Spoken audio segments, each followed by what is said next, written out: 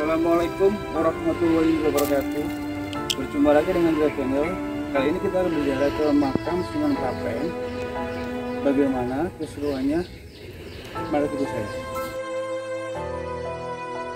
Sunan Prapen atau Syekh Maulana Fatihal adalah putra dari Sunan Dalem atau Syekh Maulana Zainal Abidin dan cucu dari Sunan Giri Raden Ainul Yakin. Beliau lahir sekitar tahun 1412 Saka. Sunan Prapen merupakan penerus dari dinasti Giri keempat antara 1507 sampai 1605 Masehi. Menurut cerita turun-temurun, Sunan Prapen adalah seorang bujangga besar penggubah kitab asar yang kemudian digunakan sebagai dasar menyusun Congko Joyoboyo. Beginilah kondisi dari makam Sunan Prapen yang masih terjaga dengan bagus dan banyak dikunjungi oleh masyarakat sekitar atau masyarakat dari luar kota maupun luar negeri. Gimana kesannya lagi?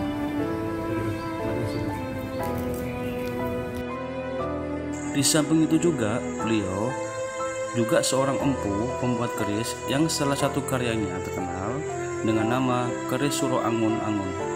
Pada masa Sunan Prapen inilah Giri mengalami masa kejayaan. Menurut sumber dari VOC, Sunan Prapen sebagai paus Islam atau Raja Imam yang mempunyai peranan penting dalam memberikan berkah kepada raja-raja Demak dan Panjang yang baru dinomadkan. Bahkan, beliau memiliki pengaruh besar sampai ke Kalimantan, Sulawesi, dan Lombok.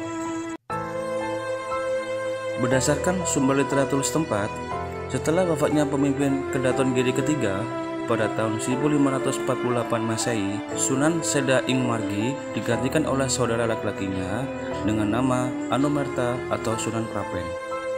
Ini didasarkan atas tulisan lisan di tempat makamnya.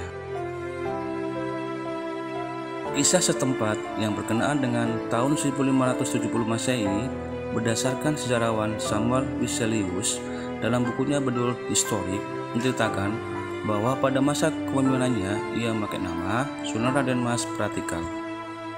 Sunan Prapen merupakan pemimpin sekaligus tokoh agama di Giri.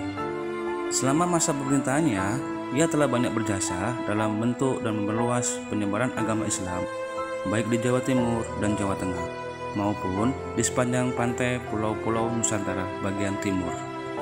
Pada abad ke-16 merupakan masa kejayaan Giri atau Gresik sebagai pusat peradaban pesisir Islam dan pusat ekspansi Jawa di bidang ekonomi dan politik di Indonesia Timur. Menurut kisah setempat, 1 tahun berselang setelah ia mulai berkuasa, Sunan Prapen membangun sebuah keraton sebagai simbol kejayaan Islam di Jawa pada saat itu.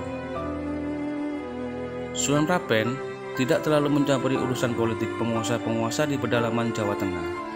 Beliau hanya memusatkan usahanya dalam memperluas kekuasaan rohani dan duniawinya serta hubungan dagang lewat laut ke arah timur. Ekspansi tersebut terdapat pada daftar Tarikh Jawa 1548 sampai 1552 yang memberitakan adanya perjalanan Raja Giri ke Kediri.